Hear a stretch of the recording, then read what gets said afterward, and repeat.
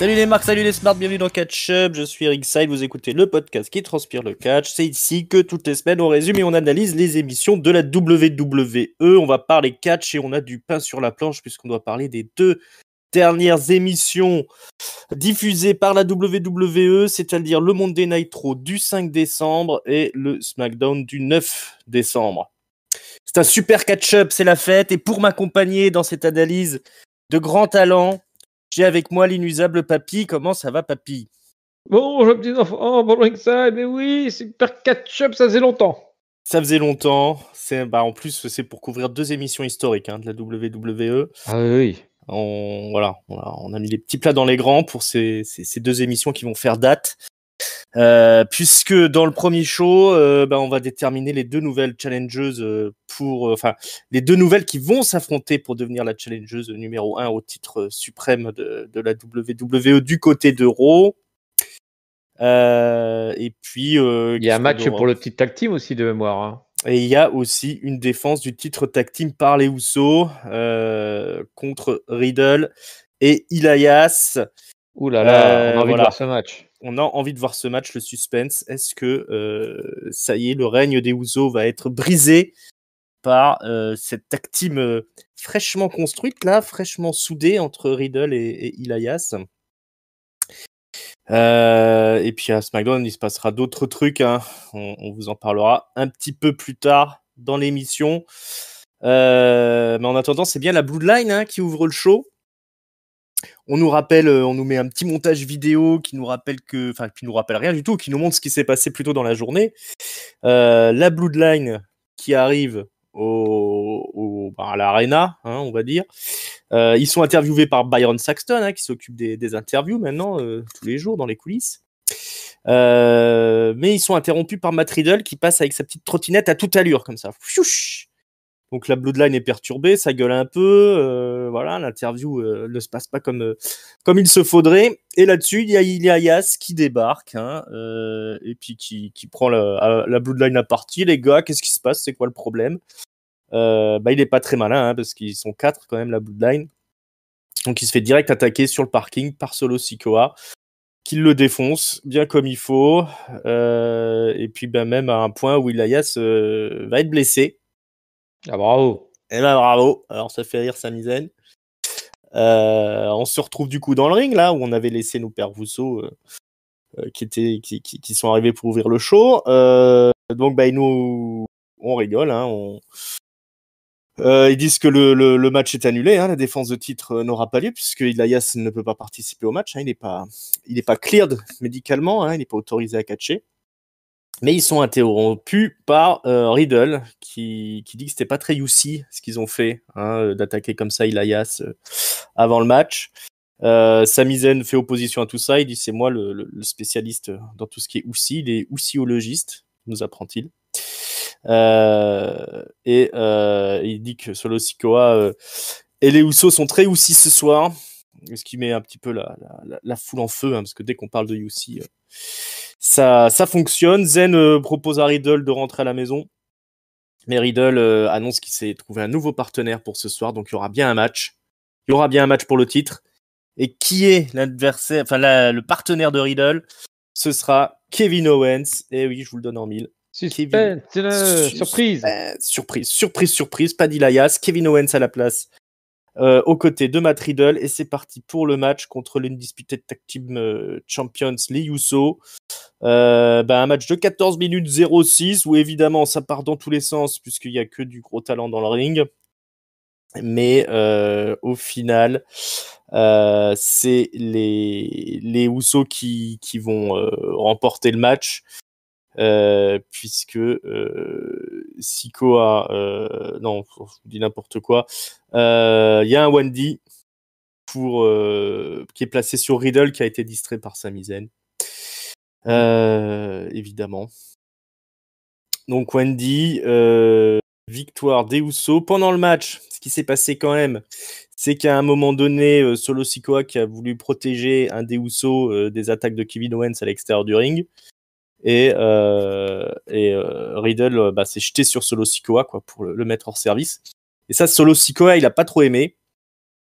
Et donc à la fin du match, une fois que le match est gagné par les Usos, il va monter sur le ring et il va se faire attaquer. Donc voilà, Sikoa va détruire Riddle en faisant d'ailleurs un hommage à Umaga avec le Samoan Spike, le gros coup de pouce comme ça dans la gorge. Il va le défoncer avec ses prises habituelles. Il va lui placer une chaise autour de la nuque et il va lui faire son gros écrasement dans le coin du ring. On apprendra que Riddle est hors course pour 6 semaines, alors que Solo Sikoa, lui, va rentrer tranquillement en vestiaire, sa capuche sur la tête.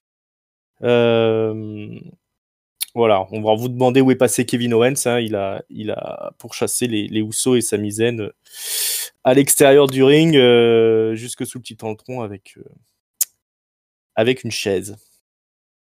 Donc voilà, un gros bordel pour commencer le show. Elias qui se retrouve à l'hôpital, Riddle aussi, les Usos triomphants. Est-ce que c'est une belle manière de débarrer le show, mon papy? Un sacré bordel. Ouais, ça donnait du dynamisme au show. Alors quelque part, on l'évoquait. L'affiche Riddle et Elias, c'était pas super intéressante. Bon, du coup, en virant Elias en mettant Kenoen, c'est quand même plus sympa. Ouais, puis ça donne un super match. Ça donne un super match. En plus, il y a quand même plus d'histoire avec tous ces gars-là. Ça se finit. Alors, t'as une double histoire au final parce que sur le saut de Riddle qui shoot Solo Sikoa, t'as à la fois le fait que Solo Sikoa du coup se venge derrière et qui est pour le coup très en forme vu que c'est déjà lui qui vire Elias avant le début du show. Donc il est en mode destruction là massive de Sikoa. Et en même temps, tu as Zayn qui sauve Jay en le tirant en fait pour les faire éviter le saut, ce qui fait que c'est ce qui enclenche la séquence finale en fait grâce à l'esquive de Jay tiré par Sami. Donc il y a les deux trucs en parallèle. Tu as à la fois le Sami qui est utile pour sauver les Usos et puis le Solo Sikoa qui est en train de partir en vrille complet ultra violent. Donc encore une fois, on construit bien les membres de la Bloodline. Et pour en face, Riddle est parti en vacances jusqu'au Rumble. Kevin Owens, c'est toujours en rivalité, mais bon, pour l'instant, il court beaucoup après, il n'attrape pas grand-chose. Mais voilà, c'était un bon démarrage de show quand même. Ça fait toujours plaisir d'avoir ces gars-là, même si du coup, et on aura un peu le même coup avec SmackDown, c'est que ça démarre très fort, et puis du coup, après, hop, ils s'en vont, puis c'est terminé, quoi. Ouais, c'est difficile de suivre derrière, effectivement, surtout que ça se termine sur Riddle qui est emmené sur un brancard, hors de l'arena.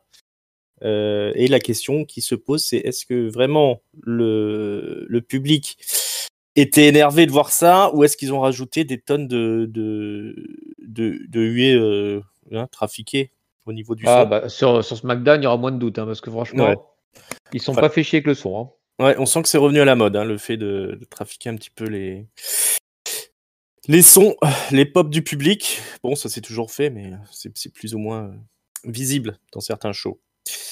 On nous rappelle aussi que McIntyre est blessé. Il y a beaucoup de blessés en ce moment. Il sera remplacé par Butch à SmackDown aux côtés de Sheamus pour affronter encore une fois les Usos, qui travaillent tous les jours. Ouais, et donc du coup, Butch, Sheamus et McIntyre, tu pourrais avoir 1% de chance de gagner. Autant Butch et Sheamus, là tu te dis ok. Ouais, ok, ce sera encore un match de plus pour les Usos. On nous rappelle qu'il y aura 2 triple threats ce soir pour désigner les 2 qui vont s'affronter la semaine prochaine pour devenir les next challengers au titre suprême. Et à noter que, on reviendra quand on fera les matchs, mais c'est des jolis triple threats parce que c'est que des anciennes championnes qui sont là. Ouais, on a la crème de la crème du catch féminin. On vous en parlera un peu plus tout à l'heure, sachant qu'il y a une des participantes qui va s'exprimer tout de suite au micro, c'est Rhea Ripley, qui nous fait une petite promo où elle nous dit qu'elle va gagner le match, qu'elle va battre Bianca Belair, parce qu'on vous rappelle que c'est Bianca Belair, la championne, pour ceux qui auraient oublié. Et qu'une fois qu'elle aura gagné, tout le locker room l'appellera Mamie. On a un poker aussi, parce que ça avait bien marché la semaine dernière. Le poker de JBL, tout ce que le roster a de low card est présent, Baron Corbin, Chad Gable, Otis, Dominic Mysterio, Mia Yim, Shelton Benjamin, Akira Tozawa, Dana Brooke, Tamina, Luke Gallows, Karl Anderson et AJ Styles. Qui s'est perdu au milieu de la low-card. Voilà, malheureusement. Hein. Bah oui, il a fait venir ses potes, maintenant il doit payer le prix. Il y a Dexter Lumis et Johnny Gargano qui débarquent aussi. Lumis avec son sac de fric là, qu'il a extorqué au Miz. Voilà. JBL avait pas l'air de comprendre qu'il y avait de l'argent dans le sac pendant un bon moment. Il explique que Lumis et Gargano sont pas invités. Mais Lumis lui explique quand même qu'il y a du fric dans le sac. À partir de là, JBL l'invite cordialement. Alors, il y a plein de choses qui vont découler de ce poker. Il y aura notamment un affrontement entre la Alpha Academy accompagnée de Baron Corbin et contre, ils affronteront les aussi, donc Gallows, Anderson et AJ Styles. Parce que il y a eu un petit peu tricherie de Baron Corbin. Donc, si peu. Voilà, il avait mis des as dans sa manche, une douzaine d'as dans sa manche. Ça c'est vu. Donc du coup, ça règle ses comptes dans le ring. On aura un match de 14 minutes 30 qui sera gagné par les aussi, AJ Styles, Karl Anderson et Luke Gallows. Un match assez rigolo. C'est le Magic Killer qui permet aux gentils de gagner. Ça doit être la première fois qu'ils leur passent depuis qu'ils sont rentrés, non les deux vieux chauves là. Peut-être qu'ils l'ont placé la première fois qu'ils ont fait un match, et puis sinon à chaque fois ça a été coupé dans leur élan. Mais cette fois-ci ils ont réussi à le placer. Il y a JBL qui était aux commentaires, et puis qui a pas vu le tag final, et qui a crié à la tricherie. On a eu aussi un match entre Tozawa et Dominic Mysterio, puisque Tozawa a gagné. Voilà, Tozawa a gagné une main et Dominic Mysterio était pas content. Il a essayé de piquer des jetons quand Tozawa a récupéré son fric. Le match évidemment est gagné par Dominic Mysterio, qui a réussi à esquiver une grosse descente là de la troisième corde de Tozawa, une descente acrobatique. Il a esquivé Dominic. Donc Tozawa s'écrase au sol. Et Dominic a fait un frog splash pour le tomber. Fin du push de Tozawa, ça va durer longtemps. Voilà, fin du push de Tozawa. Voilà ce qui tournait autour du poker. Je sais plus s'il y a eu d'autres trucs. Il y a un machin avec Miss aussi. Il s'est pas passé un truc à la fin de Dominic Tozawa? Non, je sais plus. Il y a pas, ils y a pas des. Ah, je sais plus. Ils ont pas attaqué Tozawa ou autre comme ça. Ou peut-être que je confonds. Voyons voir. Il me semblait qu'il y avait une intervention à la fin du match, mais peut-être que je confonds. Il y a eu trop de matchs de low-card, là, ça m'a embrouillé l'esprit.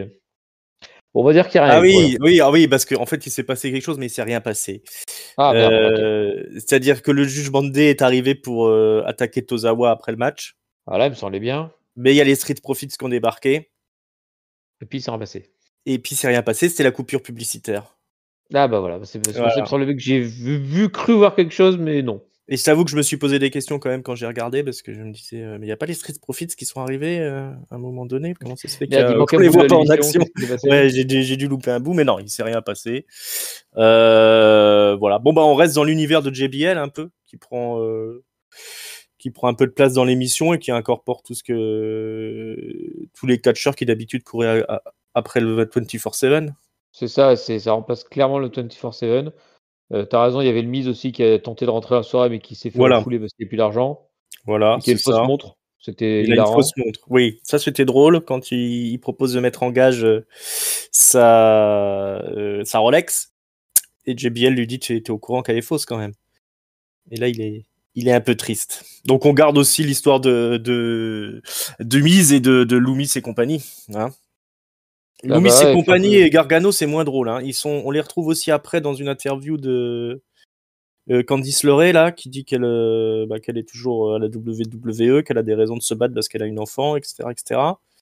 Et on s'en fout. Voilà, c'est pas très intéressant, mais il débarque parce que c'est Loomis qui gagne le poker. Il a plein de pognon et il monte le pognon à Candice LeRae, qui est, je vous rappelle, mariée avec Gargano. Ils ont un enfant ensemble et tout ça. Et voilà, elle trouve ça super d'avoir du pognon, ils sont très contents. Et ils se Et ben, barrent. et Et ils se ben voilà, barrent. s'ils Ouais. pouvaient se barrer et jamais revenir.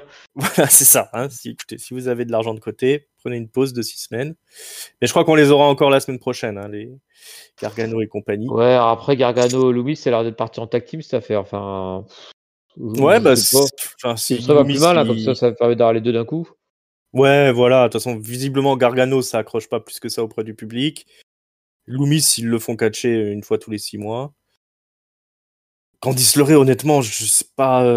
Moi, enfin, si quelqu'un a quelque chose à faire de Candice LeRae, mais la concurrence est rude à Raw, donc il vaudrait mieux l'envoyer à SmackDown hein, s'ils veulent en faire quelque chose.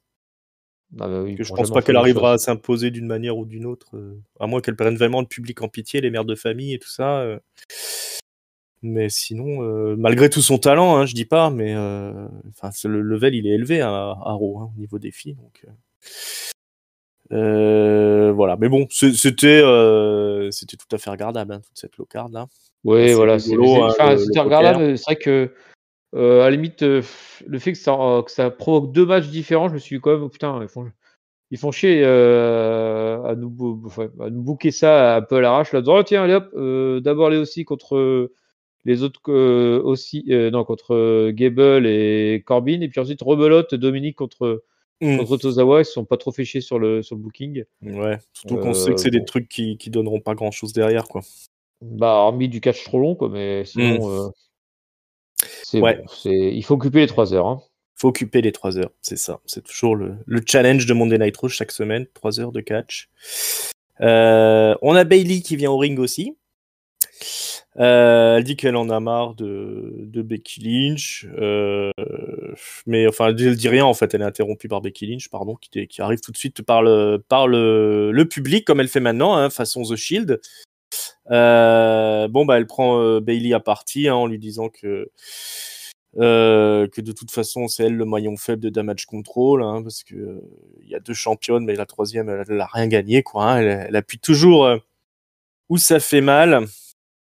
Bayley se défend en disant que bon, elle a toujours eu le spotlight sur elle, Becky Lynch, puis que c'était toujours la même histoire quoi. Mais le public est à fond derrière Becky Lynch. Voilà, Bayley elle dit que si elle gagne le match ce soir, voilà, si jamais quelqu'un gagne, peut-être qu'elles s'affronteront. Elle sert à rien un petit peu cette promo, mais ça permet de travailler un petit peu le personnage de Becky Lynch, jouer sur sa popularité, puis jouer sur le côté toujours méchant de Bayley, mais il n'y a pas de configuration où risquer de s'affronter en fait Bayley et Lynch. Bah, si elles En gagnaient tout tous cas, les 2, c'est elles seraient pas en le pro. finale.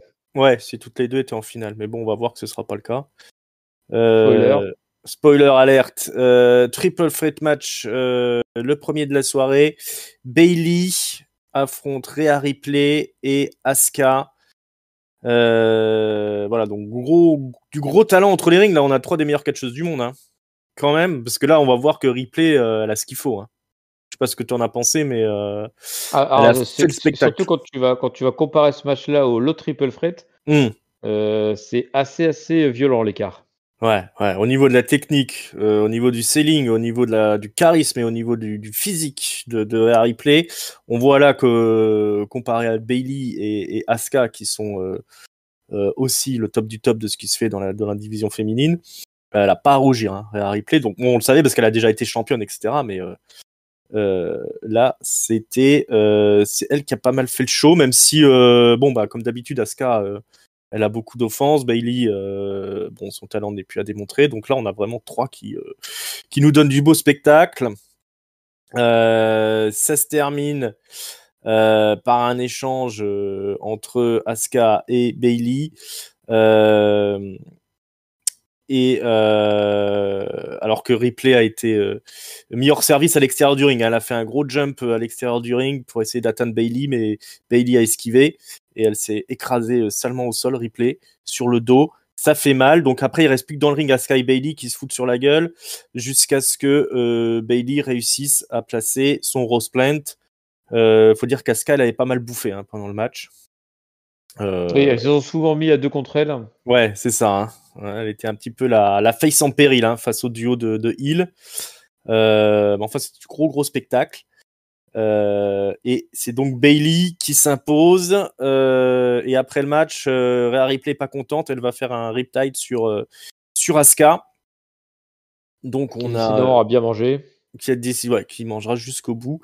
Donc bah voilà, hein, on a en un match. En plus, c'est pas mal parce qu'on a une rivalité donc du coup qui va se créer entre Ripley et Asuka, parce que je pense qu'Asuka va quand même revenir à l'assaut de Rhea Ripley la semaine prochaine. Et Bayley qui se place donc en position de à nouveau potentiel challenger numéro 1 pour Bianca Belair. Voilà, dis-nous un petit peu ce que tu as pensé de tout ça, mon bon papy. Ouais, t'as plusieurs histoires dans l'histoire. T'as donc Bayley qui reste la île numéro 1 de Raw, mais Rhea Ripley qui est présentée comme vraiment plus forte. D'ailleurs, quand le segment micro se termine entre Becky et Bayley, t'as un long moment où ils se regardent, Becky et Rhea Ripley là. Ouais. Elle a dégonfle un peu là, personne ne bouge, et même en se croisant, elle continue à se regarder. Donc c'était, il y a vraiment une intensité pour dire attention, on est conscient que Rhea Ripley c'est en train de devenir un des grands dangers côté féminin. Ouais, bah là, quand on la voit dans le ring, hein, au milieu du triple frit, on peut difficilement penser autrement. On voit bien qu'il y a quelque chose. Hein. Yes, et en même temps, alors voilà, donc du coup, est-ce qu'elle va aller vers Asuka? Moi, je pense que ça serait bien, parce que je pense que ça lui ferait du bien de bosser un peu avec Asuka, même si elles ont un peu de passé commun. Puis en plus, là, elles se tournent autour depuis quelques temps, vu que c'était Rhea versus Asuka pour déterminer qui serait l'équipe avec l'avantage sur Wargame. Dans Wargame, c'est Asuka qui élimine Rhea avec son Mist. Donc il y a un peu d'histoire entre elles. Alors après, je sais pas, Asuka a tellement été démembrée après le match que tu sais pas si elle va vraiment être encore dans les parages les semaines prochaines. On va suivre ça. Par contre, on voit que Bianca, c'est une bonne copine quand même, hein, parce que Asuka se fait démonter, et puis rien à foutre. Exactement. Hein. On a besoin d'elle pendant Wargame, mais maintenant plus rien à foutre. Hein. Démerde-toi. À la John Cena, quoi. Voilà, Bravo exactement. Bianca Belair. Ouais, Bianca Belair, ça va être le gros problème de son règne, c'est qu'elle est invisible, quoi. Hein. C'est quand même pas top. Quand c'est le moment pour toi de briller et d'avoir la ceinture, je sais pas si elle a vraiment bien joué. Moi, je sais pas si je vais la placer au top du top dans les Ah bah, awards autant qui l'an arrivent. dernier, elle Hein. était au top, Mm. autant cette année, c'est plus compliqué. C'est Ouais. une année 2 plus compliquée pour Bianca. Ouais. Le résultat au Catch-Up Awards, bientôt. On vous tient informé. Les awards que tout le monde nous a envie. Ouais, bah, puis Pascal fait le job toujours comme il faut. Hein. Faut dire ce qui est. Et Voilà, il y a pour la le grosse truc. qualité de match des filles, hein, ça, y a pas Ouais. à chier. Alors, on connaît hein, mon désamour pour le catch féminin, mais ces affiches-là, ça, moi, j'en redemande. Il n'y a pas de souci. Hein. Là, Asuka, Bayley, Rhea Ripley. Là, on est bien, les enfants. C'est ça qu'on veut. Et un autre truc qu'on veut, c'est Seth Rollins contre Bobby Lashley, qui s'affronteront la semaine prochaine pour déterminer qui sera le number one contender pour le titre US. Donc on a une promo de Seth Rollins, hein, toujours très bien habillé, qui dit les conneries habituelles, hein, et que les gens aiment bien chanter pour lui, etc., etc. Et il y a Bobby qui débarque.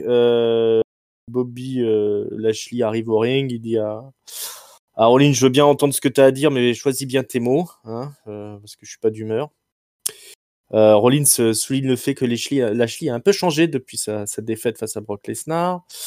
Bon, il sait ce que c'est, Rollins, mais quand même, qu'est-ce que c'est que cette obsession? Est-ce que tu serais pas un petit peu jaloux de Lesnar? Est-ce que c'est pas parce que Lesnar a eu la carrière que t'as jamais eu, Lashley, que t'es comme ça? Alors, bah, évidemment, il a touché le nerf sensible. Hein. Lashley attrape ce bon vieux Rollins par le callback. Il me dit, t'as te calmer maintenant. Bon, bah après, il y a des chants qui commencent encore pour Rollins. Rollins explique que Lashley ne pourra jamais battre Lesnar. Là-dessus, Lashley s'énerve et c'est la bagarre. La bagarre qui est interrompue par les officiels qui débarquent au ring.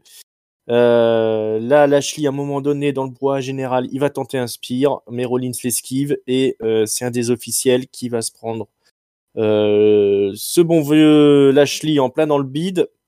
C'est officiel, c'est Petey Williams, quand même. Je sais pas si vous voyez qui c'est, le catcheur canadien qui a popularisé le Canadian Destroyer, longtemps à la TNA, dans la X Division. Je me suis toujours demandé qui c'était ce petit gars là qui me disait quelque chose. Oui, c'est Petey Williams, forcément.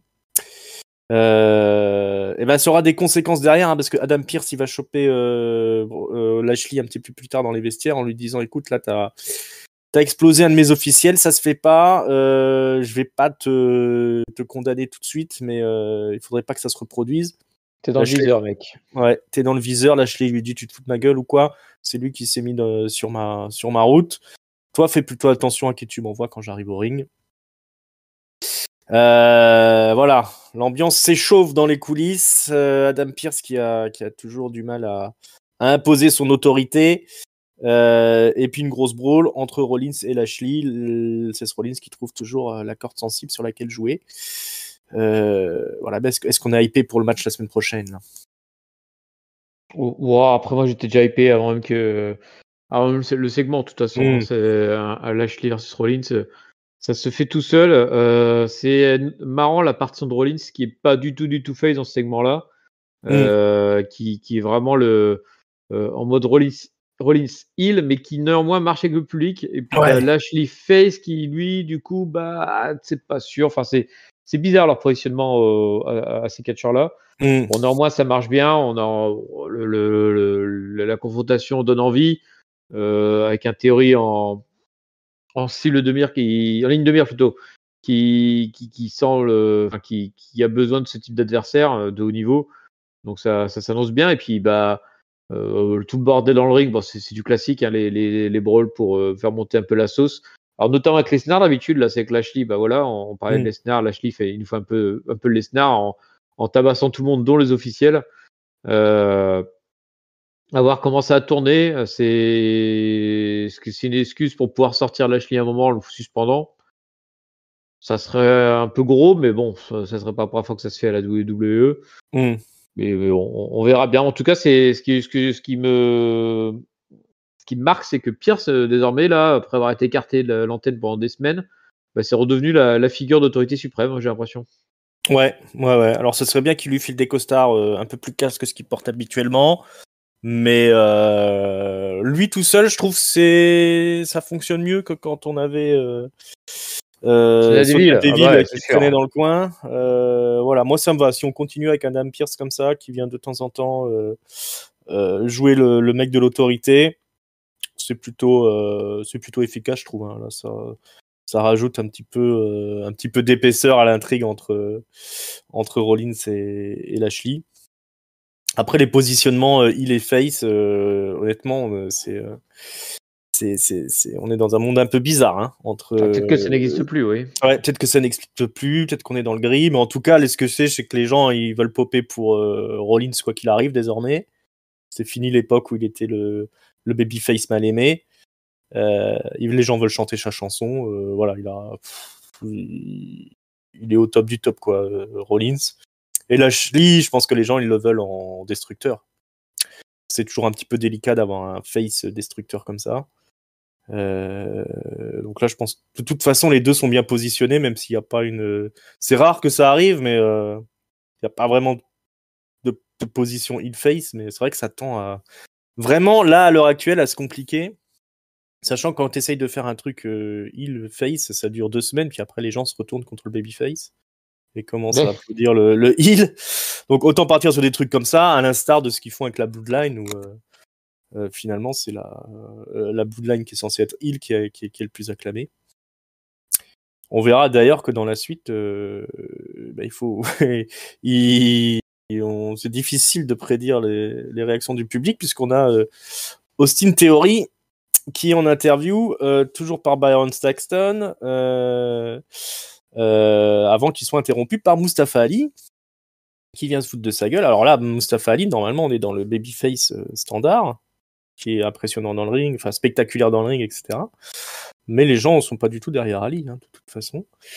Voilà, il explique. Derrière Ali, de toute façon, vu comment il est traité. Voilà, c'est impossible d'être derrière un babyface qui qui de toute façon ne fait que perdre. Voilà, il dit qu'il abandonne jamais, il va lui montrer ce soir, je te challenge pour un match, Austin Theory. Et ben on a un match derrière, hein, même que le titre US est en jeu. Mais évidemment, Mustafa Ali est défait par Austin Theory. Mais c'est un peu plus compliqué que ça. Je m'emballe un petit peu, tellement j'ai l'habitude de voir Mustafa Ali se faire défoncer. C'est ça, on a tellement l'habitude de se faire voir ça En fait, non, il s'est passé plein de trucs. Hein. Le match a duré 8 minutes 0-1. Même que Ali, il a presque réussi à avoir l'avantage en envoyant Theory à l'extérieur du ring. Mais bon, ça ne suffit pas. Et qu'est-ce qui se passe? Et ben, c'est Dolph Ziggler, out of nowhere, qui débarque et qui fout un super kick à Theory. Du coup, Ali se fait disqualifier. Et alors, du coup, ça se complique là, parce que Ali vient voir Ziggler, il dit mais qu'est-ce que tu fais là, je suis disqualifié à cause de toi. Quoi. T'es con, pourquoi tu m'as fait ça? Dolph Ziggler, il dit mais t'es qui? Je te connais pas. Dolph Ziggler, il en veut à Theory, hein, parce qu'on se souvient que Theory l'avait défoncé il y a pas si longtemps. Donc ça s'engueule entre Ali et Ziggler, du coup. Et ben, entre temps, Theory, lui, il arrive à se remettre sur pied et il les attaque tous les deux. Il met son petit finisher sur Ziggler. Il est hué par la foule. Mais voilà que les choses se compliquent. Est-ce qu'on va partir donc sur une triple frite Ali, Ziggler, Theory, comme on a eu Rollins, Lashley et Theory. Ça paraît bien engagé. C'est un peu moins classieux. Mais en tout cas, Ziggler qui revient. Ouais, tu parles de triple frite qui nous emmènerait, mais Justin, n'oublie pas qu'on avait le match pour le challenger de Theory. Donc, techniquement, ça devrait être Rollins ou Lashley versus Theory, quoi. Ouais, mais est-ce que ça va viennent foutre Ali et Ziggler là-dedans? Putain. Ça fait du monde autour de Titre US, hein. Ouais. Mais est-ce que le Rollins Lashley va se terminer peut-être sur est-ce qu'il y aura pas quelqu'un qui va intervenir? Est-ce qu'il va pas y avoir des trucs qui vont se compliquer? Et que du coup, on aurait la place pour nous placer un petit Ziggler Theory avec Mustafa Ali dans l'histoire. De toute façon, on est loin du Royal Rumble encore, hein, donc on a le temps de faire plein de choses. Oui, c'est peut-être ça aussi. Il y a peut-être qu'ils prennent leur temps parce qu'ils savent qu'ils ont beaucoup à écrire avant d'arriver au Rumble. En tout cas, c'était très bizarre l'intervention de Ziggler. Ouais, vraiment out of nowhere. Qu'est-ce qu'il vient foutre là, quoi? En plus, ils viennent nous rappeler la rivalité entre Ziggler et Theory. On s'en fout, quoi. Enfin, il n'y a pas de rivalité, quoi. Ouais, c'est Ziggler qui essaie de s'imposer, de garder sa place dans le truc, quoi. Et c'est d'exister encore, quoi. Mais entre Ziggler et Ali, là, on parlait du fait que Rollins, Lashley, ça permettait de monter haut le titre US. Ziggler et Ali, ça fait l'inverse. Hein. Tu rabats ça au fin fond de la low-card, là. Donc, je sais pas trop. Je sais pas trop ce qu'il fout Ziggler. Lors du dernier truc d'analyse de SmackDown, on parlait du fait que Kofi, c'était bien un ancien champion qu'il fallait rebooster, etc. En vue du Rumble. Et Ziggler, c'est un peu pareil finalement. C'est un ancien champion aussi. Mais sauf que Kofi, tu le vois toutes les semaines, quoi. Ziggler, il est pas là. Puis quand il arrive une fois tous les 10 ans, il se fait latter la gueule. Donc, je sais pas trop, quoi. Je vois pas trop intérêt, moi, là, de ça, quoi. Ou il faudrait qu'il soit un peu plus là, de manière un peu plus permanente, quoi. Plutôt que d'aller et venir et puis de jamais avoir de trop de constance dans son booking. Je sais pas. Ouais, c'est la différence entre un Ziggler et un Kofi. Parce que Ziggler, effectivement, et Kofi Kingston, c'est la même génération. Hein, et ils ont eu un traitement à peu près. Ils ont un palmarès à peu près comparable. Mais Kofi reste plus populaire que Ziggler. Ziggler, il a ses fans, hein, surtout en France. Mais moi, je constate depuis des années qu'à chaque fois qu'il arrive au ring, généralement, le public, il se fait assez silencieux, quoi. Ce qui n'est pas forcément le cas de Kofi. Et comme en plus, comme tu le dis, on le voit que très rarement, et que sa nouvelle gimmick, c'est un peu de débarquer à l'improviste comme ça, alors qu'on l'attend plus, ou qu'on l'attend pas. Qu'on l'attendra jamais. Ouais, c'est pas ce qui va lui redonner de ce qu'on appelle de l'overness auprès du public. Donc voilà, on sent qu'on va y avoir les matchs. Ça va sûrement être des matchs qui sont chouettes parce que c'est toujours très bon dans le ring, hein, Ziggler. Surtout face à des mecs comme Ali ou Theory qui ont des styles qui se marient bien avec son super selling là. Mais alors sur le long terme, je pense que c'est un truc qu'on oubliera assez rapidement. Donc voilà. Bon, en tout cas, ça donne de l'effervescence au niveau du titre US. Et ben on verra ce que ça donne pour la suite. Voilà, de toute façon, tout ça, c'est pour continuer à construire Theory, qui est de plus en plus impressionnant dans le ring, qui a encore pris des muscles à niveau physique. Pour moi, c'est vraiment Théorie le gros plan, quoi. Alors, il nous reste 1 mois et demi avant le Rumble, donc c'est peut-être ça, c'est peut-être pour occuper les semaines, on va nous foutre du Ziggler, du Ali et tous les gars qui servent pas à grand-chose mais qui vont servir juste à combler les trous, quoi. Bon, c'est un peu dommage, je trouve. Ce qui m'embête, en fait, c'est cette impression que tu ne construis les histoires 4 heures TP par view, en fait, enfin, TPLE. C'est-à-dire que tu pourrais très bien raconter une histoire qui se passe entre deux avec des événements à amener au prochain Raw, au prochain SmackDown, des trucs comme ça, quoi. Donc là, t'as vraiment l'impression, et ça sera encore plus fort en regardant SmackDown, que t'es vraiment en train d'étirer le truc, étirer, en se disant il va pas se passer grand-chose jusqu'à qu'on arrive proche du Rumble. Et c'est un petit peu dommage, quoi. Il pourrait vraiment se lancer dans des histoires des vraies, quoi. Pas juste, tiens, je te déterre lui, il va m'occuper 2 semaines et on sera content, quoi. Ouais, surtout que c'est 2 mecs qu'il a battu assez récemment, Theory, au final. Il a déjà eu son gros match contre Ziggler, il a déjà battu. Pareil pour Ali, plusieurs fois il lui a mis la pâtée. Donc il n'y a pas vraiment de challenge pour Theory dans cette histoire. C'est un peu du réchauffé, c'est un peu les mêmes histoires habilement maquillées. Mais nous ne sommes pas dupes. Cathy Kelly dans les vestiaires interview Blanca Belair, on se demandait où elle était passée. Et ben elle nous dit qu'elle est prête pour n'importe quel challenger. C'est bien. C'est bien, on est content pour elle. Et puis, qu'est-ce qu'on a? Alexa Bliss qui est backstage, fait des échauffements avec Lily, la poupée. Il y a le petit logo de Bray Wyatt qui flash un petit peu derrière elle. Ah bah je me demandais, j'ai pas fait attention, il est apparu le logo Bray Wyatt? Ouais, pour un petit moment. D'accord. Ouais, il y a une rumeur qui tourne parce que Asuka a publié pas mal de photos d'anciens gimmicks qu'elle avait au Japon, qui étaient un peu dark là, où elle jouait un clown psychopathe, tendance SM, nazi. Donc les gens commencent à se penser, est-ce que ce serait pas Asuka qui va être débauchée par Bray Wyatt? Parce qu'elle était un petit peu dans tous les segments où il y avait Alexa Bliss qui se mangeait le petit warning de le papillon. Bah, sauf là, du coup. Sauf là, du coup. Alexa était toute seule. Donc là, ça a tendance à anéantir cette théorie. Ouais, parce que moi j'étais plutôt, j'aurais trouvé ça sympa qu'en fait Ouais, ils prennent le contre-pied en disant t'as toujours Asuka et Alexa, puis tu vois le truc en pensant que c'est Alexa et en fait ce serait Asuka. Sauf que là, si vraiment, enfin comme tu dis, le truc est apparu, bon bah ça casse un peu le truc, quoi. Ça casse un peu le truc. On verra bien. En tout cas, ce soir, Alexa Bliss, elle est dans la triple frite, opposée à Nikki Cross et à Becky Lynch, pour un match qui va durer 16 minutes 32, qui sera relativement assez propre quand même. Maintenant, c'est vrai qu'Alexa Bliss, Nikki Cross et Becky Lynch, c'est pas le même niveau que le triple frite précédent, c'est moins fluide. Pas le même rythme. Ouais, c'est pas le même rythme. C'est vraiment lent. Ouais, mais elles ont pas bâclé le truc, quoi, quand même. Il y a Nikki Cross maintenant qui est de retour dans un gimmick de brawler ou brawleuse, je sais pas comment on peut le dire en français. Mais en tout cas, elle est pas là pour faire du beau catch. Elle fait du catch un peu dieu de la brawl. Il y a pas d'autres mots pour le dire. Alexa Bliss, moi je suis quand même impressionné par ce qu'elle fait en ce moment. Je trouve que elle fait ce qu'elle peut pour être au niveau du reste de la division. Becky Lynch, elle fait ce qu'elle sait faire. Alors Becky Lynch, pareil qu'elle est encore blessée à l'épaule et qu'elle a encore du mal. Le ménage. Enfin, le ménage, façon de parler. Ouais. Elle fait encore des sauts, soit de la trump corde, l'autre jour c'était du haut de la cage avec ses descentes de la cuisse là. Elle y va franco. Ouais. Il y avait un passage, je crois qu'un DDT sur le tablier du ring qui était un petit peu chelou. Mais bon, tout le monde fait du beau boulot. Donc. Non, c'est le Manhandle Slam, je crois, de Becky sur Nikki Cross. Je crois que Cross elle saute pas du tout.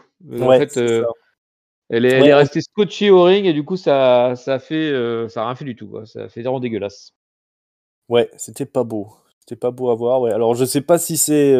Enfin, comme ça, c'est vrai qu'à l'image, on dirait que c'est Nikki Cross qui saute pas.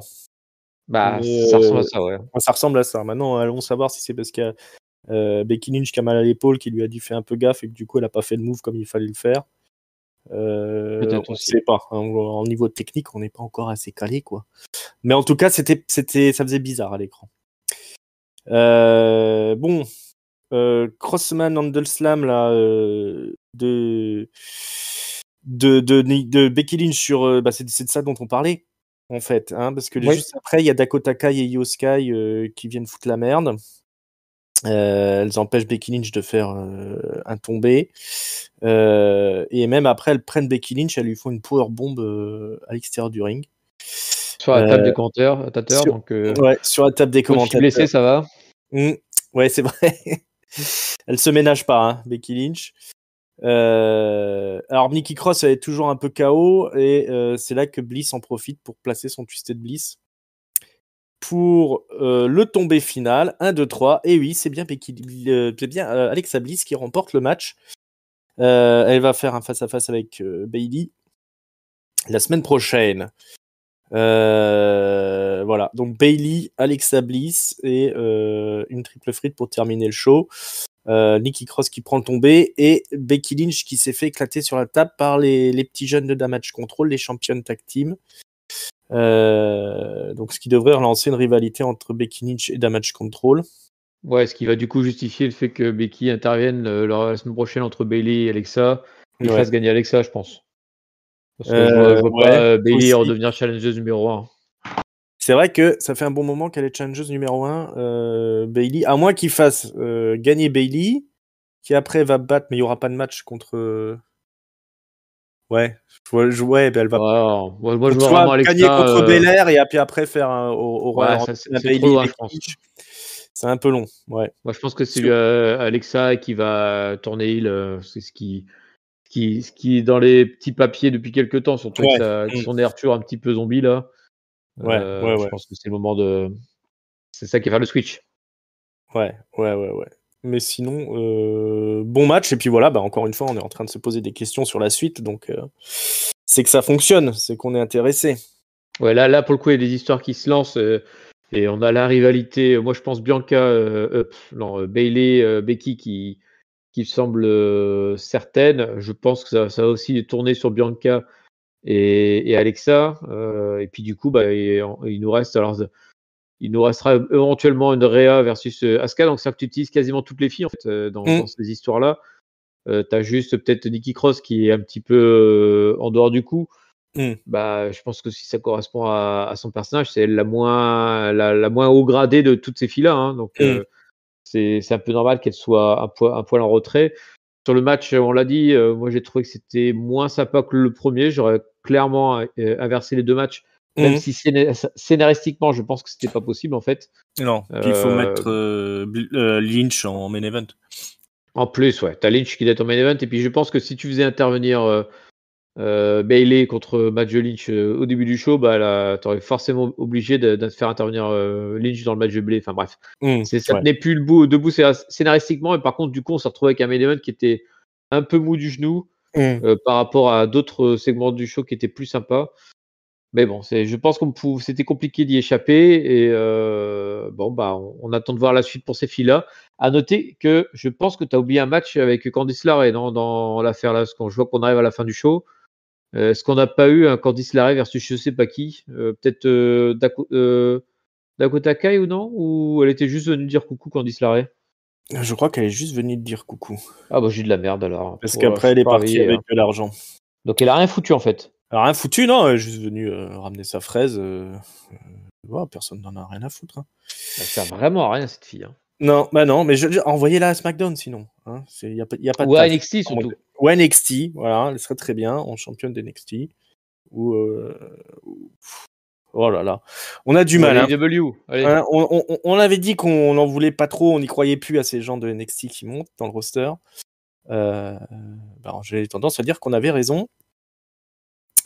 Et d'ailleurs, il y a un show NXT ce week-end, un PLE.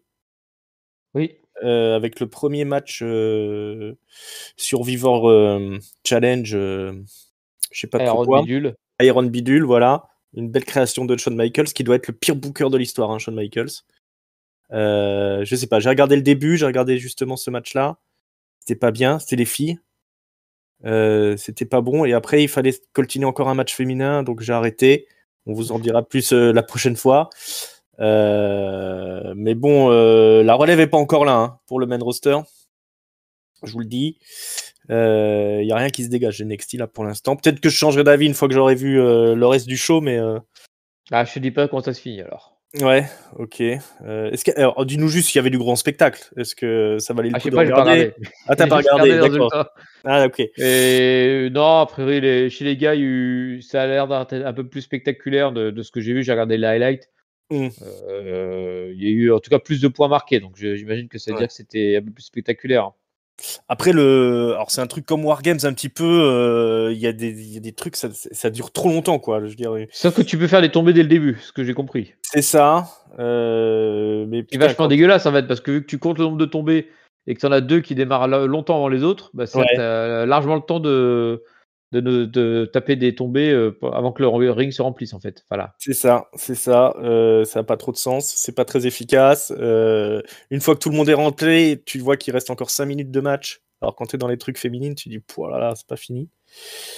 Non, c'est pas ça fonctionne pas leur truc. Ça ressemble au Scramble Match, je crois que ça s'appelait comme ça, qu'ils avaient fait à l'EC Dub à une époque où en gros t'as plein de monde et puis il faut faire le plus de tombées possible. Là, ils ont rajouté des cages avec des pénalités. Les gens rentrent au fur et à mesure. C'est vraiment du caca. Hein. On va pas se Ah, le mentir. Scramble Match, c'était pas encore pire, c'était pas c'est celui qui faisait le dernier tombé, prenait la main ou un truc comme ça, et puis Ah oui, c'était peut-être ça plutôt, ouais. Ouais. genre t'étais champion tant que Ouais, le tant que tu champion te reprenais démarrait, pas tu prenais un un tombé, tombé. hop, t'étais champion, puis tant que personne prenait le tombé, bah du coup tu restais champion, et puis ça, tu pouvais le perdre à la dernière seconde en fait. Ouais, bah c'est encore différent. Mais bon, en tout cas, bon, après, il n'y avait pas beaucoup de talent hein, au niveau féminin dans le truc. Je vous donne pas les noms parce que vous les connaissez pas de toute façon, les gonzesses qu'il y a dedans. Puis j'arrive pas à retenir leurs noms. Ils ont des blazes en plus à NXT maintenant, laisse tomber. Hein. Bref, c'est tombé bien bas NXT. Hein. Je suis désolé. Je crache un peu mon Oh fiel, là là là là, c'est triste. mais ouais, on est bien loin de la belle époque. Hein. Bon, top flop note, c'est parti. D'Euro, bon, on y va sur Encore Raw, alors qu'est-ce sur la qui s'est planche passé? derrière, il faut faire SmackDown. Ah là là, c'est pas vrai. Bon alors le top flop note d'Euro. Le bon, je vais le donner c'est simple, je vais le faire un double féminin. Donc top, le premier triple threat, qui était de très haut niveau entre Rhea, Ouais, c'était du beau boulot. Bayley et Asuka. Et flop, le deuxième triple threat, voilà, comme ça je me fais pas chier, entre Becky, Alexa et Nikki, qui étaient vraiment 2 niveaux en dessous en termes de qualité, puis qui lui, malheureusement est en main event. Donc du coup, j'ai eu le sentiment en finissant le show d'être un petit peu plan-plan là, parce qu'en fait le gros du show, que ce soit ça ou alors le match avec la Bloodline, c'était la première heure en fait. Et après, t'as plus rien pendant 2 heures, hormis du poker Mm. et ce finish. Donc bah moi je finis le show malgré ses excellentes qualités, je le finis un peu déçu et je vais mettre un 2,75 pour ce show. Ouais. Je te rejoins 2,75 à la note, effectivement. On est au-dessus de la moyenne, hein, clairement. Il y avait rien de honteux, comme d'habitude. Il y avait des quelques grands moments, notamment ce triple threat féminin avec Rhea Ripley, Asuka et Bayley, auquel je vais donner mon top également. Et le flop, je vais le donner. Je vais plus le donner à ce qu'on appelait justement à NXT The Way, Gargano, Loomis et Candice LeRae. Qui rajoutent aucun intérêt à l'émission, hormis perdre des minutes. Mm. Je préfère voir Tozawa se faire battre par Dominique. d'autres, hein, par Dominique, voilà, ça c'est super, plutôt que d'avoir une interview de Gargano et compagnie. Ça fonctionne pas, voilà, Vince les aurait déjà enterrés depuis longtemps. Bah il l'avait fait, hein. C'est Bah là oui. qui était déterré. Voilà, bon, c'est bien d'essayer de donner de la lumière à tout le monde, mais que, voilà, si ça marche pas, ça marche pas. Hein, faut pas s'acharner. On enchaîne avec SmackDown. Hein, Allez, le show vas-y, bleu, je te suis. puis il faut pas le louper parce que c'est un show historique. Hein. On n'aime pas trop souligner ce fait, mais là, il faut bien le dire que c'est le cas puisque on va fêter l'anniversaire de Kurt Angle chez lui à Pittsburgh. C'est au PPG Points Arena, Pittsburgh, Pennsylvanie. On aura aussi une défense de titre tag team par les Usos, ça faisait longtemps. Les Usos, donc qui ouvrent le show d'ailleurs, puisque c'est le match qui va ouvrir les hostilités. Donc les Usos défendent leur titre contre Sheamus et le petit bout de chou avec Rich Holland qui les accompagne. Hein, c'est ce qu'on appelle les Brawling Brutes. Et ça va se foutre sur la gueule gaiement. Hein, 19 minutes 20 de match avec des near fall, en veux-tu, en voilà. Mais finalement, on va avoir un blind tag que Butch ne va pas voir et il va se faire piéger pour un Wendy. Alors que Zen, à l'extérieur du ring, va empêcher Sheamus de revenir dans le ring pour casser le tombé. Hein. Ouais. Il y aura de la bagarre aussi entre Solo Sikoa et Ridge Holland à l'extérieur du ring. Ridge Holland se défend bien, mais Sikoa va le prendre et lui faire son spinning solo par-dessus la barricade jusque dans le coin où il y a tous les gens, là, les gens qui sonnent la cloche, etc. Voilà, gros match pour ouvrir le show. Qu'est-ce qu'on a kiffé? On a kiffé toujours la Bloodline en ouverture. Bah, c'est rebolote d'euros en fait. Hein, C'est rebolote d'euros avec aussi peu de suspense. Le même déroulé finalement avec le face le moins fort des deux qui se prend le Wandy et puis l'autre qui est empêché suite à une intervention de Zayn. C'est vraiment rebolote sur rebolote quoi. Donc le match en lui-même était bon, hein, y a pas à cracher dessus. Par contre, l'histoire se répète assez clairement là, la même semaine, le même scénario, c'est un peu violent quand même. Ouais, on sent qu'on tire sur la corde, on a la formule qui fonctionne. On avait dit que de toute façon il ferait mijoter tout pendant les semaines jusqu'au Rumble. Là on est clairement dedans, hein. C'est-à-dire qu'on a monté en théorie une belle affiche qui donne toutes ses promesses, mais c'est du réchauffé. On a déjà vu. Et il y a pas de ça ne bougera pas tant que Roman ne reviendra pas et il a annoncé semaine prochaine. Il est annoncé la semaine prochaine. Il y a une petite discussion dans les coulisses d'ailleurs entre les Usos et entre Jay et Sami, ouais. Jay et Sami. Voilà, il y a Jay qui dit à Sami d'aller se couper les cheveux, de se faire tailler la barbe parce que il y a un petit truc de prévu pour lui la semaine prochaine. Hein. Donc, je pense que ça va enfin avancer là. Ça ne pouvait pas avancer tant que Roman n'était pas là. Et je ne sais pas si ça va avancer beaucoup, mais il y aura clairement. Je pense que pour le coup, le segment Bloodline sera regardé la semaine prochaine. Ouais. Ça va être inévitable. Qu'est-ce qu'on a? Kurt Angle et Gable Stevenson. Vous vous souvenez de Gable Stevenson? Tu t'en souviens, toi, le champion olympique? Ouais. Bah oui. Il était signé il y a 2 ans. Ou un peu moins. Déjà 2 ans? Non, j'exagère un peu. Bon, il est en train de faire ses gammes au Center, là. Au PC, Performance Center. Bon, on le voit pas à NXT. Hein, vous embêtez pas à aller regarder pour voir ce qu'il vaut. Il performe en cachette. Il y a Braun Strowman qui débarque, qui dit comment que c'est Kurt Angle, tu te souviens qu'on était potes et tout. Bienvenue à SmackDown. Je me souviens de ça, hein, que Strowman et Angle étaient potes. Je sais pas d'où ça sort. Je sais pas d'où ça sort non plus. Mais je crois que c'est juste que Strowman avait rien à faire ce soir, donc il fallait le montrer. Ouais, parce que dans le temps, Braun Strowman, il vivait dans une grotte. Hein, donc, et puis il voulait taper tout le monde. Là maintenant, c'est devenu un mec sympa. Voilà. Bon, il dit qu'on pourrait peut-être avoir Gable Stevenson à SmackDown. Hein. Il pourrait même se prendre les mains de Strowman dans la gueule. On sait pas. Il avait pas été drafté sur un des deux shows, Gable Stevenson. Maintenant il est censé être à Monday Night Raw. Ah, bah voilà. Donc là, évidemment, Strowman lui propose de venir à SmackDown. Ah, il a raison, de toute façon, quitte à rien foutre. Bah voilà, hein. Bien joué ça. Être payé à rien foutre. C'est bien ce qu'a réussi Braun Strowman. Bon, Gabe Stevenson, il dit que dès qu'il sera prêt, il viendra voir Strowman, c'est promis. Tout ça ne mange pas de pain. Tiens, John Cena reviendra. Décidément. Le 30 décembre à SmackDown. Soyez au rendez-vous. On va avoir des beaux shows de SmackDown, là, parce qu'attends, je regarde le calendrier. Donc, on a le 16, donc retour de Roman, et le 30, retour de Cena. Bon, il ne reste plus qu'un truc à mettre le 23, on sera bien. Ouais, on est pas mal. LA Knight, en attendant. Oula, oui. En attendant les beaux jours. LA Knight vient au ring. On se souvient qu'il s'est fait défoncer mystérieusement dans les coulisses plusieurs fois. On suppose que c'est Bray Wyatt, mais on n'est pas sûr, on n'a pas de preuves.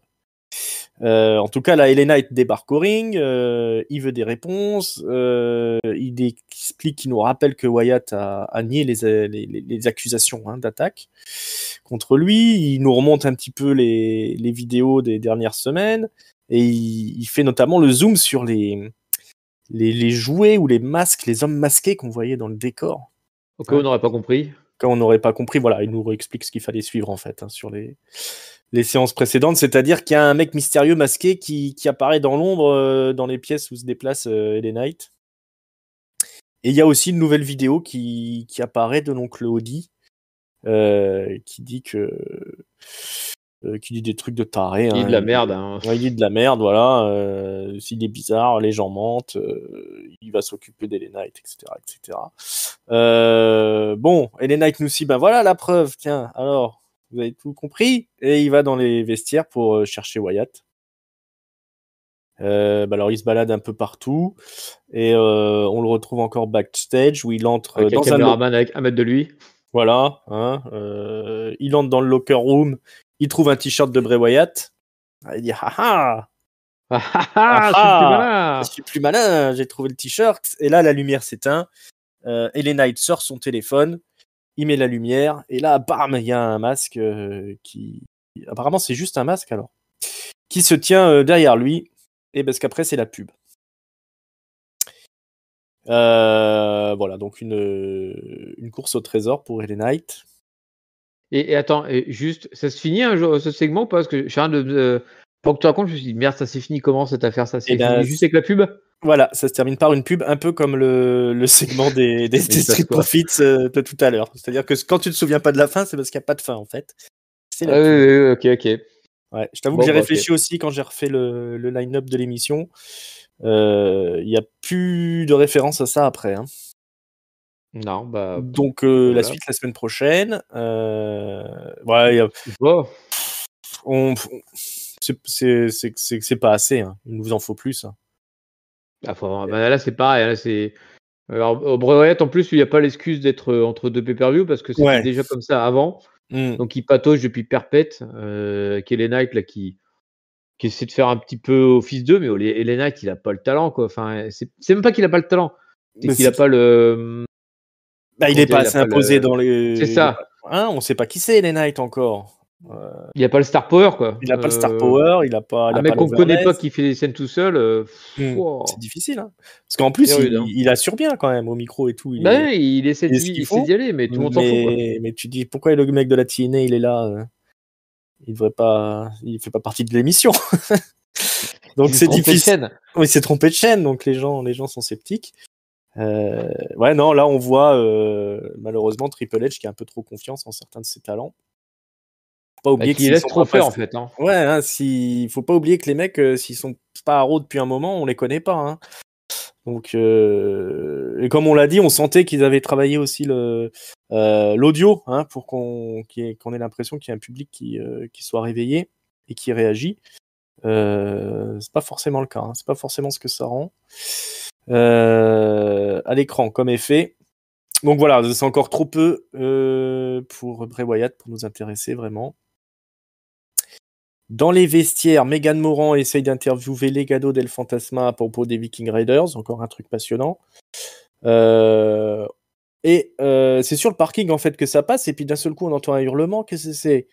C'est Shotzi qui est par terre. Elle s'est fait attaquer par Ronda Rousey et Shayna Baszler, mais on n'a pas vu l'action. Hein. On a juste vu Ronda Rousey et Shayna Baszler passer comme ça dans le décor et entendre crier Shotzi qui pleure. Elle a vraiment le bas cassé. Hein. Décidément, ça casse des bras. Hein. Ouais. Alors, c'était plus tôt dans la journée. Là, il y a Megan Moran qui interviewe Baszler et Rousset. Qu'est-ce que vous avez fait? Alors, les autres, elles disent vous n'avez pas de preuve que c'est nous, elle est peut-être juste tombée. Et là-dessus, il y a Liv Morgan et une certaine Tegan Nox qui arrivent et qui challenge Baszler et Rousset pour un match. Et on aura un match plus tard dans l'émission qui est gagné par, je vais vous le dire, les Tegan Nox et machin. Tegan Nox et cette Tegan Nox là et Liv Morgan.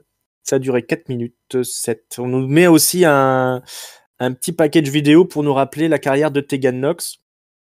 Alors je disais en rigolant que sa grande réussite c'était de s'être cassé 2 fois les genoux. Et bah c'est ce qu'on nous rappelle dans la vidéo. C'est ça. C'est ce qu'on nous montre, de toute façon. Voilà. Regardez, c'est la fille qui se casse les genoux. Ah bah super. Ouais, bon bah voilà. Qu'est-ce que tu peux nous dire là-dessus? Ah ça, je dois répondre en plus. Ouais, moi j'ai rien à dire, c'est complètement nul. Il y a Raquel c'est Rodriguez aussi qui est venue à un moment donné. Il y a Raquel Rodriguez, non mais c'est la totale nullité en fait entre Liv Morgan et Tegan Nox qui se mettent en équipe. Là, ça y est, Tegan Nox est revenue depuis une semaine et maintenant elles sont meilleures copines de la vie et elles sont en équipe et tout, ça va être super. D'ailleurs, à l'issue de ce match, cette victoire, elle va être challengeuse numéro 1 pour les ceintures hein, directement. Et hop, ouais. Ça trace, hein, on y va. Hein. Ronda et Baszler, qui est donc la championne, hein, qui se fout en équipe, qui fait du cash par équipe. Hein, ça me rappelle vraiment Nakamura, Ronda la blondeuse, qui fout pas grand chose et puis qui perd en plus suite à l'intervention de Raquel Rodriguez et son bras cassé. Donc c'est-à-dire que, c'est pathétique, quoi. Ouais, surtout si le payoff, ça doit être Ronda Rousey contre Raquel Rodriguez. Bah ce sera ça. Hein. Merci. Hein. Merci. Alors, la bonne nouvelle, c'est que Tegan Nox a viré son jean troué dégueulasse. Ouais. Elle a une vraie tenue de catcheuse. Bon, c'est un progrès. On va dire que je le vois là, le progrès. Voilà, c'est déjà ça. Maintenant, le match n'était pas bon. C'est nul, quoi. C'était nul. On s'en sort pas hein, de la division féminine de SmackDown. Là, elle est condamnée, moi, je pense. Hein. Ouais, c'est condamné. Il va falloir piquer l'animal. Hein. Tant pis. Les Viking Raiders affrontent les Legado del Fantasma. C'est pour ce soir. C'est un match qui va durer. Ouais. Alors les Viking Raiders sont accompagnés de Valhalla. Hein. Maintenant, c'est comme ça qu'on appelle. Je sais plus comment elle s'appelait avant. Sarah Logan. Sarah Logan, voilà. Et les Legado del Fantasma, ils sont accompagnés de Santos Escobar et de Zelina Vega. Hein. C'est Cruz del Toro et Joaquim Wilde, hein, les Legado del Fantasma. 1 minute 53 de match, puisque c'est interrompu par E-Throw. Les étrons sont de retour. Ils attaquent tout le monde, ils font le ménage dans le ring. Et après, ils font la fête au milieu du ring. Je crois que Bifab, elle a attaqué Zelina Vega, je crois. Ou non, elle a mis une petite branlée à Valhalla, ouais. Ah non, elle a balancé Valhalla sur Zelina Vega. Ah ouais, c'est ça. C'était bien fait, ça. Zelina Vega, elle fait qu'est-ce qui se passe? Beau. Bien exécuté. C'est Zelina Vega la meilleure dans tout ça, même s'ils sont bons aussi, les Legado del Fantasma, je le rappelle, mais il n'y a pas une match, hein, finalement. Voilà. Donc, et on annonce un triple frit la semaine prochaine entre E-Throw, Viking Raiders et Legado del Fantasma. Hein. Faut pas le rater. Restez là, ne zappez pas. Ouais.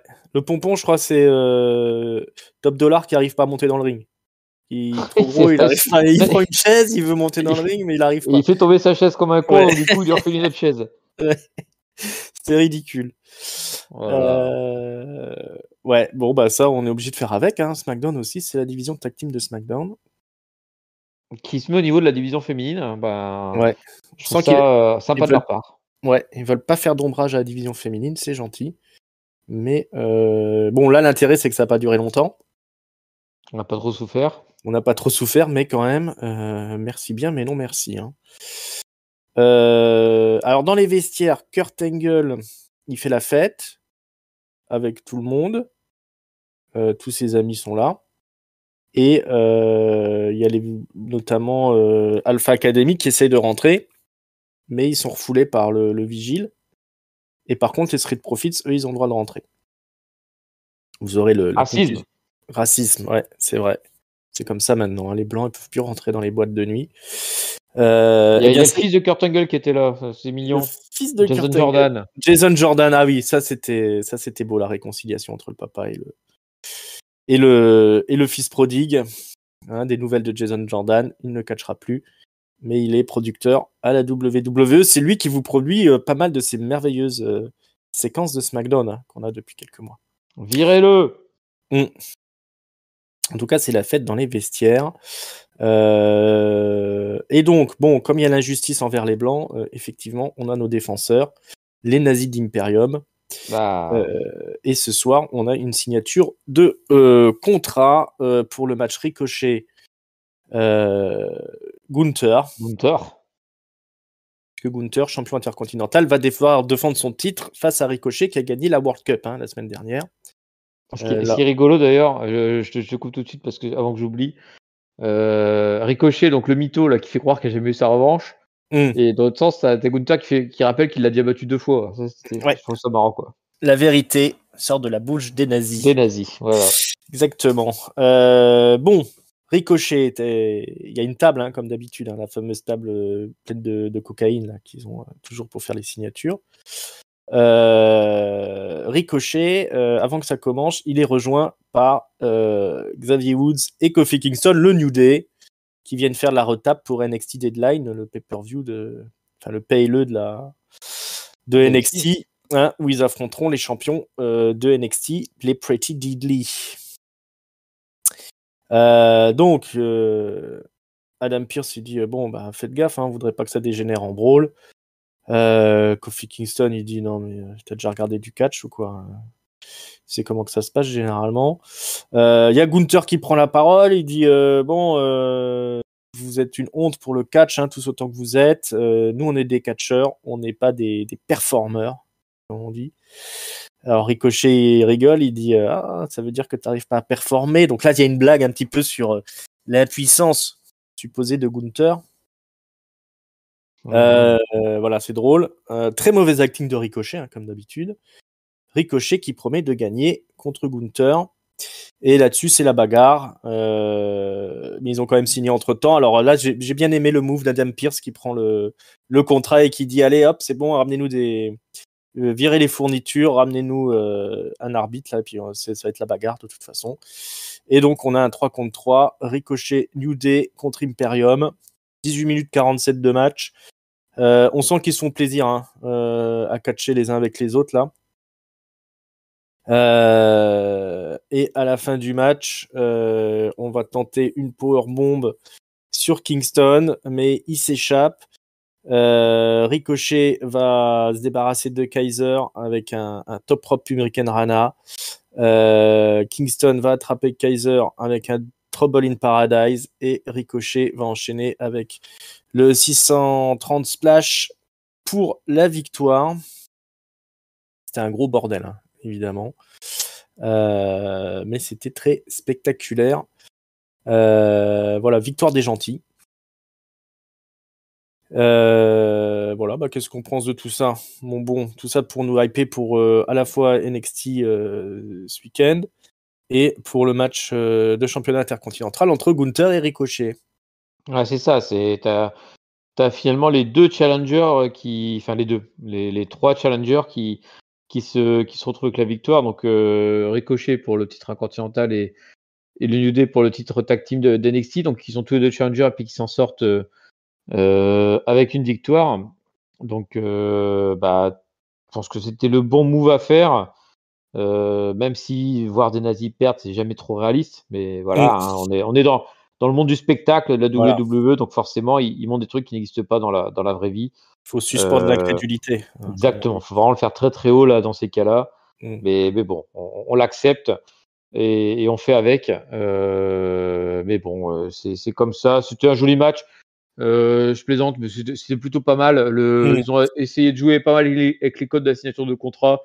Avec un Woods qui est toujours aussi bon au micro et Kofi qui était bien aussi. C'est vrai que Ricochet est en dessous. Mais bon, justement, les deux autres étaient là pour le booster un petit peu. Ouais. Pierce a bien fait le clown comme d'hab, hein, quand il réagit bien avec les New Day. Enfin, ça marchait plutôt bien. Donc, l'ensemble du segment était sympa. Je pense que c'était un des segments les plus divertissants du show, finalement. Quand j'y repense maintenant, Ouais. c'était plutôt bien. Et tu as eu un moment aussi, je sais plus qui passe par-dessus la table, là, balancé par les nazis. Et ils sont à deux doigts de shooter Cole qui continue à commenter en même temps qui se fait dégommer. C'est assez drôle aussi, quoi. Donc, c'était un bon moment dans ce show. Ouais, honnêtement, du bon catch, un bon segment de signature des contrats. On en a vu 5000 depuis 5 ans, mais ça a été fait plutôt correctement. Non, ils sont bien posés. Imperium, ils sont bien posés. Ça fonctionne bien contre les New Day. Voilà, c'est dommage qu'il n'y ait pas le titre tag team en jeu. Ça donnerait un peu plus de saveur à tout ça. Mais voilà, on est même presque hypé pour le Ricochet Gunther qui va arriver. Presque. Donc c'est du bon boulot. Et puis Ricochet, il catchait bien aussi. Donc on est bien. On est bien. Qu'est-ce qu'on a d'autre ce soir? On a Karrion Cross qui vient rendre visite à Rey Mysterio, qui est donc chez le kiné. Rey Mysterio en train de travailler sa jambe qui a été cassée. Il s'est fait passer à tabac aussi par son fils récemment, donc ça va pas fort. Karrion Cross, il vient avec Scarlett. Il dit c'est bon, calme-toi, et c'est pas la bagarre. Il vient juste lui demander qu'est-ce qu'il fout le vendredi soir à venir jusqu'à SmackDown juste pour voir le kiné. Vous pouvez pas faire ça à la maison. Il y aura pas de réponse là-dessus, mais Karrion Cross quand même nous fait toute une petite histoire sur les chevaux, parce que on apprend que Scarlett elle a vécu en Roumanie, elle est née en Roumanie. Et c'était là-bas c'était pas facile, ils avaient un cheval de course. Mais le cheval, elle a aucun sens cette histoire maintenant que j'y pense. Ils avaient un cheval de course. Histoire de merde. Alors au bout d'un moment, le cheval il pouvait plus faire la course. Alors comme ils sont en même temps entraîneurs de cheval de course et paysans, ils ont transformé le cheval en cheval de trait. Et après le cheval il pouvait même plus faire cheval de trait parce que forcément un cheval de course que tu mets en cheval de trait ça donne pas des très bons résultats. Donc ils ont bien dû l'achever au bout d'un moment. Parce qu'il faut bien achever les chevaux. Mysterio qui avait quand même appelé la sécurité. Alors c'est le médecin qui appelle la sécurité, ouais, c'est pas Mysterio. Mais je crois que c'est Mysterio qui dit au médecin d'appeler la sécurité. Ah, j'ai pas fait gaffe. J'ai l'impression que Mysterio parlait quasiment pas du segment. Ouais. Donc la sécurité débarque, Cross dit non, il n'y a pas de problème. Mais il dit à Mysterio fais gaffe au temps qui passe quand même. Tic-toc, tic-toc. Et il s'en va. Voilà, il est venu un petit peu mettre la pression à Rey Mysterio. On sait que maintenant, Cross, il a dans le viseur Rey Mysterio. Il a tiré son nom dans les cartes de tarot. Il a besoin de lui pour exister, donc... Voilà, c'est ça. S'il te plaît, guéris-toi. Viens me faire un match avec moi. Tu dis, non, allez, vas-y, fais pas le con. Fais pas le bâtard. Voilà. Bon, en tout cas, bel acting de Karrion Cross quand même. On peut au moins lui donner ça. Oui, l'histoire en elle-même, je t'admire d'avoir retenu l'histoire du cheval roumain ou hongrois de Scarlett. Ouais, j'ai dit Roumanie, mais je suis pas sûr à 100%. De l'Europe de l'Est. Elle a vécu dans l'Europe de l'Est, quoi. Donc en plus, il l'a commandé sur Internet, sa femme, quoi. C'est ce que j'allais dire. Alors, ça explique certaines choses quand même. Mais bon. Voilà, donc Karrion le mytho continue sa vie. Je n'ai rien de plus à dire là-dessus. Voilà. Et c'est bien dommage parce que je sais pas si on aura grand chose à dire sur le main event. Il y a quand même Lacey Evans qui s'entraîne toujours chez les Marines. Ah ouais, oula. Pour ceux que ça intéresse. Voilà. Mais sinon, le main event, c'est l'anniversaire de Kurt Angle qui est interrompu. Il y a un gros gâteau. C'est ça le point intéressant de l'histoire. Il y a un gros gâteau. Il est interrompu par l'Alpha Academy, qui sont pas contents de pas avoir été invités. Et puis ils viennent même mettre la pression à Kurt Angle. Il dit de toute façon, ce qui va se passer ce soir, c'est que c'est Otis qui va manger le gâteau. Toi, tu peux retourner dans les vestiaires. T'es washed up, t'es jaloux de moi, etc. Donc bizarrement, Kurt Angle bat en retraite. Il retourne sous le Titantron. Mais il dit si Otis doit manger le gâteau, il va lui falloir beaucoup de lait. Et là, on a Gable Stevenson qui débarque avec un camion de lait à l'ancienne. Souvenez-vous de l'attitude des rats, tout ça. Là-dessus, on jette du lait sur Otis et Chad Gable, des bouteilles de lait, et puis après, on les asperge avec du lait. Et voilà. Et on a fêté l'anniversaire de Kurt Angle. On est content. J'ai craint le pire au début du segment. Parce que au début du segment, pas le tout début, parce que le tout début, ça marche plutôt bien avec donc Kurt Angle qui s'en va, un peu penaud, puis les autres qui profitent du gâteau. Et t'as plus qui, en ce moment, est à mort dans le Eat the Cake, là. Donc, ils ont encouragé Otis à manger le gâteau, ce qu'il a fait. Et puis là, d'un coup, t'as le camion qui arrive, qui n'arrive pas trop à manœuvrer, là, qui a deux doigts de caler. Il y avait des petits soucis. Il y a des petits soucis pour galer, donc il n'arrive pas à s'approcher du ring. Il n'est pas proche du ring, du coup, il commence à sortir des bouteilles de lait qu'il lance sur les autres gars, mais bon, ça fait un peu cheap, quoi, les bouteilles de lait, parce que heureusement que alors, Gable et Otis ont été énormes dans ce segment-là, parce que franchement, ils ont tout fait pour sauver le truc en se jetant sous les bouteilles de lait pour qu'elles explosent bien dans leur gueule. Et c'était visuellement assez sympa, finalement, parce que du coup, ils les prenaient en pleine face. Et puis après, ils se sont jetés sur le jet de lait. Et je me dis, heureusement que ces gars-là, ils font le taf pour que ça marche, parce que franchement, sur le papier, c'était vraiment dégueulasse comme segment, quoi. Avec un Kurt Angle qui est triste à voir comme pas possible. Il n'arrive plus à marcher. Il a le visage complètement maigre et tout. Il a même plus de. Il sourit à peine. Enfin, tu sais, t'as l'impression qu'il est au bout de sa vie, le gars, quoi. Ouais, il fait peine à voir quand même. Et voilà, quoi. Enfin, je veux dire, c'était assez tristoun, quoi, comme segment. Puis alors, les autres ont fait les bouffons pour sauver un peu le truc, tant mieux. Et c'est là où vraiment je me suis dit, bon, le public, il est archi truqué là, au niveau du son, parce que là, par contre, c'était la victoire de la finale de la Coupe du Monde, quoi. C'était la pop de l'année. Des pop de l'année, alors que tu voyais les gens publics qui bougeaient à peine. T'avais 2-3 gars avec un smartphone et qui applaudissaient, mais sinon, tout le monde s'en foutait. Enfin, pas tout le monde s'en foutait, mais ce qu'ils étaient comme contents, je pense, de voir la Alpha Academy faire les clowns dans le ring.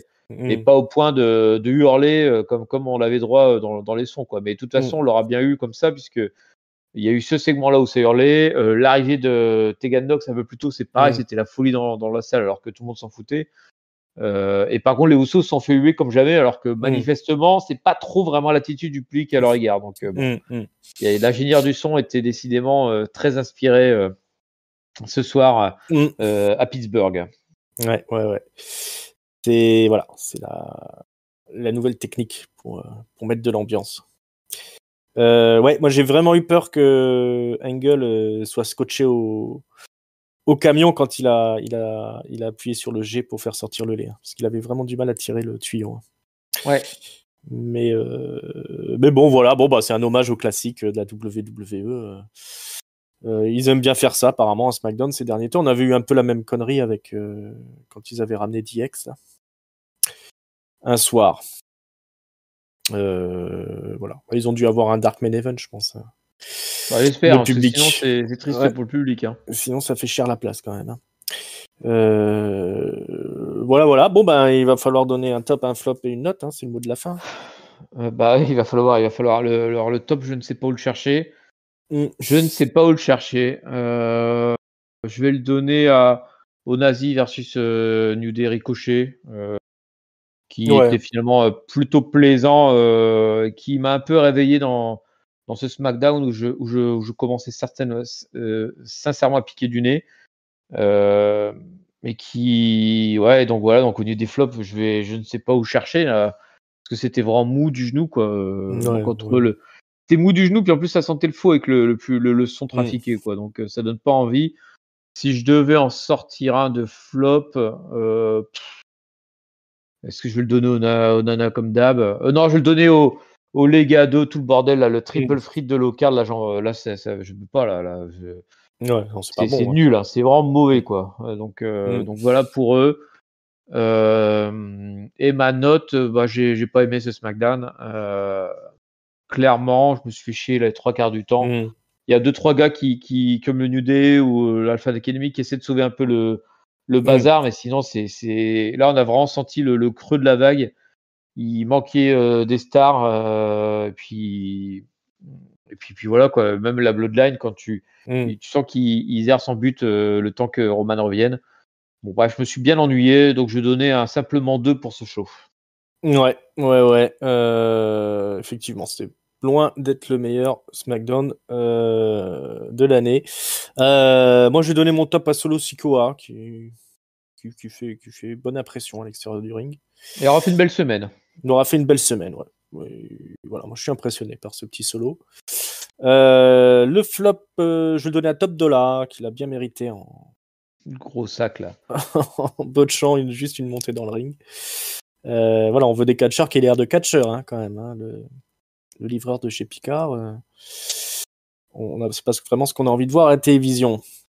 Ouais, je vais même mettre 1,75, je pense, en note. C'était vraiment pas un très bon SmackDown, hein, on va pas se mentir. Ce qui fonctionne, hein, mais alors ce qui fonctionne pas, c'était vraiment la purge, hein. Et puis terminer sur l'anniversaire de Kurt Angle, c'est léger quand même. Bah surtout dans l'état où il est, quoi, le pauvre. Ouais, c'est vrai. Laissez-le tranquille. Laissez-le Kurt Angle tranquille. Enfin, on est content pour lui quand même, il a dû se prendre un petit chèque, hein. Ouais, je sais pas s'il est encore bien. sous contrat. C'est bien. Hein, allez, ça va, c'est bien. Bon, bah voilà, on a fait le tour de ce super catch-up. Oui. Qu'est-ce qu'il nous reste à dire? Pensez à vous abonner, hein, si vous nous découvrez sur YouTube. Je vous rappelle qu'on est là toutes les semaines pour vous débriefer le meilleur de la WWE et le pire également. On est sur Twitter, c'est @catchupcdc pour les news, les ratings, les être avertis dès que ça sort. Une petite émission. On est sur Instagram, on est sur Facebook, on est sur toutes les bonnes plateformes de podcast. La petite cloche sur YouTube si c'est pas déjà fait. Tout est gratos. Mon bon papy, merci beaucoup d'être venu. Merci à toi, Ringside, pour cette invitation à un super catch-up. C'était une super émission. Merci à toi. Merci. Et n'oubliez pas qu'on est en ligne aussi notre comptoir du catch sur The Shield. Hein, on revient sur 10 ans de The Shield. Voilà, c'est un peu plus historique que ce qu'on vous a conté ce soir. Pour le reste, on se retrouve très bientôt. Ciao les amis, à bientôt, bye bye. Salut à tous.